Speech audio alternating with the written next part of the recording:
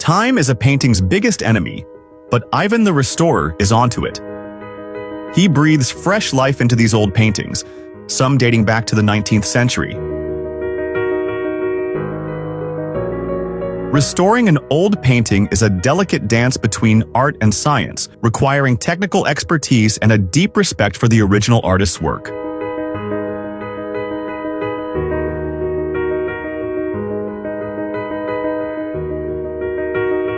The process begins with an assessment of the painting. What techniques were used in the original composition, and how much paint has been lost over the years?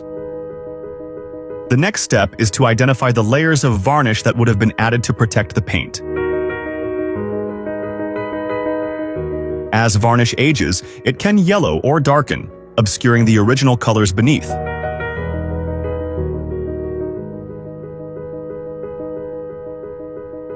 Once an accurate picture of the painting is in place, Ivan must carefully select the right solvent mixture to remove any discolored varnish.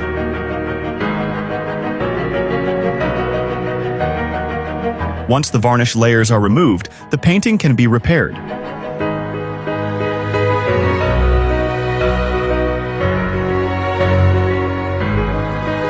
To protect the integrity of the original work, an intermediate coat of varnish is applied.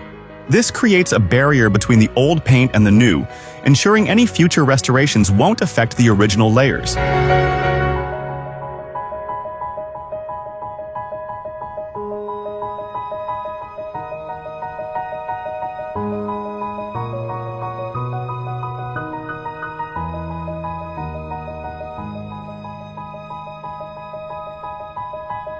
For damaged areas, the conservator uses dry pigments mixed with synthetic, non-yellowing solvents to carefully in-paint any missing parts. This method ensures that the restoration blends seamlessly with the original, while allowing future adjustments without further harm.